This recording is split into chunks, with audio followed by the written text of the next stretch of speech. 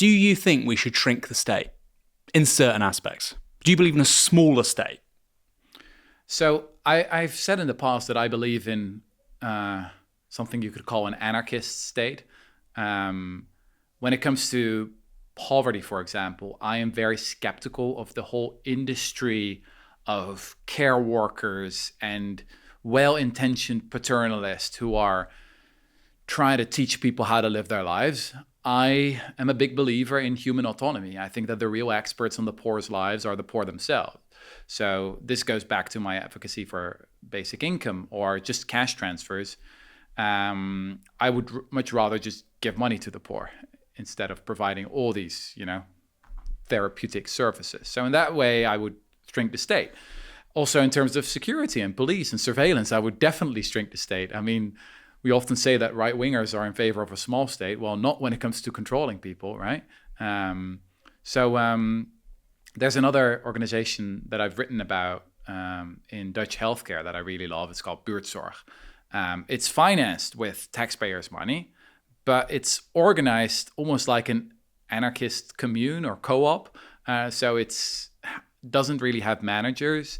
It has self-directed teams of nurses who decide for themselves whom they want to hire, what kind of additional education they need.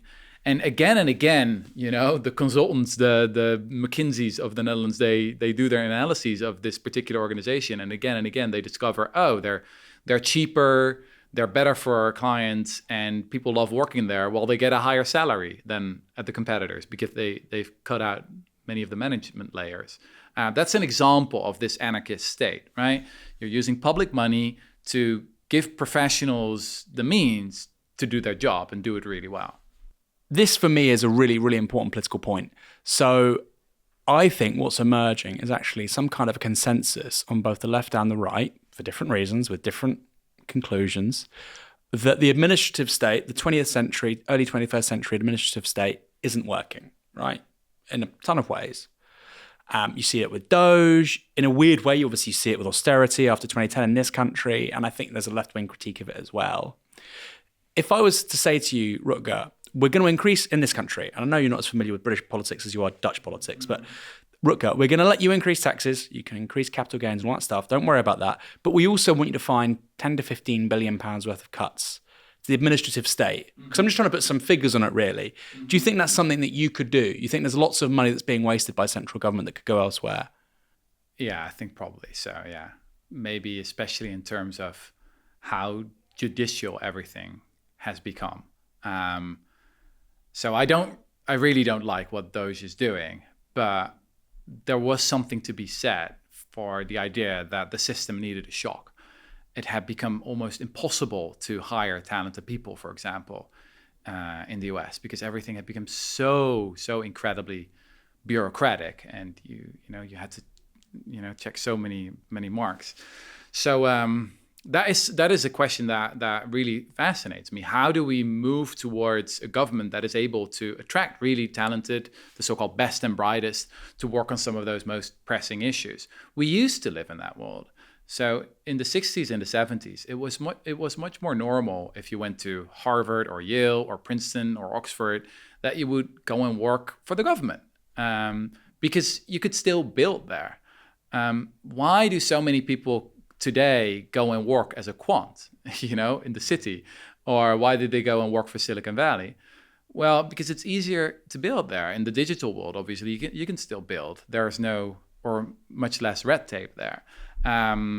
So that is a question that people on the left need to think really hard about. Like, how do we make it much more attractive? And that's not just about raising taxes. It will obviously help because then you can provide more decent salaries and money matters. So that will definitely help. But you also got to make these jobs more exciting. Give people the feeling that there's actually something to be done here, to be built. That's essential. Yeah. I mean, again, to go back to China, and this isn't a left-right thing, it's not a communist market capitalist thing. When people are in charge of the local authority, like a city in China, the city mayor, who's a member of the Chinese Communist Party, they're judged on a bunch of outcomes and outputs. And you compare it to how local authorities are run in this country, and I think, my goodness, we've got so much to learn. People who will work in local government for 20, 30 years, they are passengers. I don't mean to be horrible to them, but they're passengers. The culture of those organizations tend to be inertia, not doing anything, not solving problems, no oomph. And I think because, like you say, people with that kind of oomph tend not to go into those industries anymore. Another thing that's maybe Please.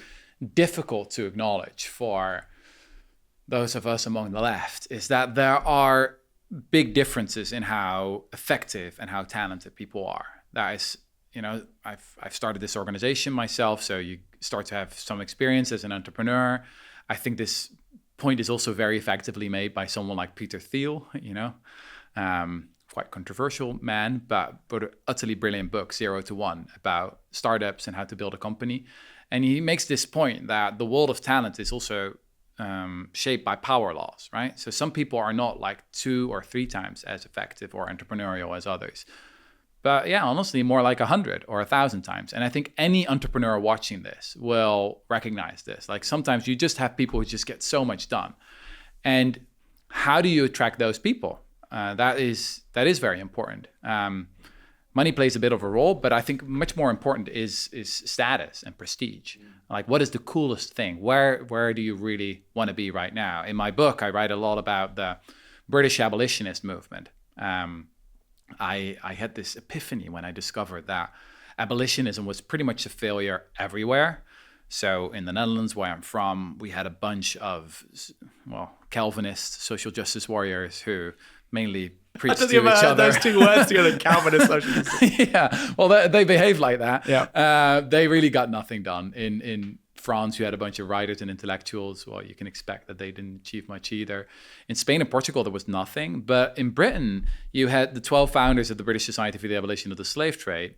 One was a writer, one was, a lawyer, but then 10 out of 12 were entrepreneurs, people who had built their own companies and had scaled those companies, who knew what it took to build something, to go from 0 to 1, as Peter Thiel would say. And they saw abolitionism as a part of a much bigger project. So if you would have asked someone like William Wilberforce, who was a very annoying figure in many respects, but if you would have asked him, what was your life's mission? He would have said, making doing good more fashionable. For him, it was about providing a different way of living your life, bringing virtue back in vogue. That's also what you see when you study the biography of someone like Thomas Clarkson, my favorite abolitionist. I think we need something similar today. Screaming at people saying, oh, you're so bad, you're so immoral, why don't you do more good for the world? It's probably not enough, right? I think we got to find ways to build magnets for talented people to make it more attractive to work on those things. And honestly, that is not just about money. I think smart people, talented, driven people want to work with other smart, talented, driven people. And we can keep dunking on those bankers. And I've done that a lot in my career, as you know. But at some point, you also got to zoom out and look at the whole system like a sociologist or an anthropologist and think like, what's happening here? What are they getting over there that they're not getting over here? Yeah. And if you say, oh, it's only about the money, sorry, but that's just a shallow analysis. Yeah. There's much more at play here. Yeah. So, I mean, a great response to that is the military. If you look at the Royal Navy or the US Navy or the Army, you have a pay differential from highest to lowest earner in those organizations generally around 10 to 1. But the point is, if you're an admiral in the Royal Navy, you're a big shot. You get to have dinner with these people. Everybody looks up at you. You have, like you say, prestige and so on. You earn good money as well, but not crazy money compared to the lowest income people in the organization. So there's something to that. There's a few things I want to respond to because I think you said about learnings as an entrepreneur. The thing I've learned at Navarro Media is you can't scale people. You can scale loads of stuff. If Navarro Media got £1 million tomorrow, if we had a bunch of new supporters, support Navarro Media, go to navarromedia.com/support. We could scale the building, right? We would literally, what we spend on rent, you can times it by 10, you get 10 times the surface area, or maybe actually more, but whatever. 10 times the computing power, 10 times the cameras. But it's really hard to scale people. Can I get 2 Ash Sarkers, 3 Ash Sarkers? Can I get 4 Sessis, knowing what Sessi does? It's very, very hard, actually. And I think the left doesn't really necessarily grasp that very often. Yeah. In the book, I really grapple with that question, like, how important are individuals? And I am very familiar with the standard critique of all these self-help books. We on the left, we like to say, oh, that's just neoliberal BS, the pull yourself up by your bootstraps nonsense. That's just an excuse for the existing inequality, which I strongly agree with that analysis. On the other hand, there's also something that I like to describe as the left-wing excuse, right? Where you keep saying, oh, change the system, overthrow capitalism, kill the patriarchy, and not really look in the mirror, not really think about what you can do yourself. In the book, I keep coming back to that quote from Margaret Mead, who said that it's small groups of thoughtful, committed citizens that change the world. In fact, it's the only thing that ever has. What I see there is a recognition that indeed small groups of individuals, if they come together, they can have a massive difference, or they can make a massive difference. And if you don't believe so, then I think that's actually a very atomistic, individualistic view of what humans are, because then you would assume that we're just islands who can't influence others, right? And it's just something that also bugs me is that you have a lot of people right now dunking on someone like Elon Musk, saying, oh, he's not smart. He's actually really stupid. He became rich because he got all these government subsidies. I'm like, sorry, that is really not the case. If you can't see that this is an utterly brilliant entrepreneur, also an utterly immoral entrepreneur right now, obviously, but he's utterly brilliant. He's incredibly effective. I mean, what a builder. And also, what a gift to the climate movement he initially gave with accelerating that transition towards electric cars. And how sad that he now has gone utterly nuts. But if you really say like, oh, he's just stupid, then I don't know. Well, in a way, I think he still is a gift to the climate movement, because now you've got loads of conservatives who don't believe in climate change buying Teslas because the left is coming after Elon Musk. That's which, true. Worse things could happen. Another great gift he's given to progressives is that he bought Twitter. And Twitter was the echo chamber where a lot of us went nuts.